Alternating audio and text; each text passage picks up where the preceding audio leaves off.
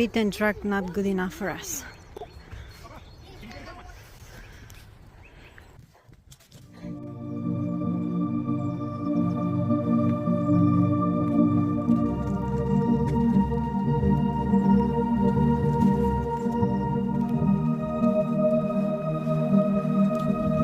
Pregnant lady took the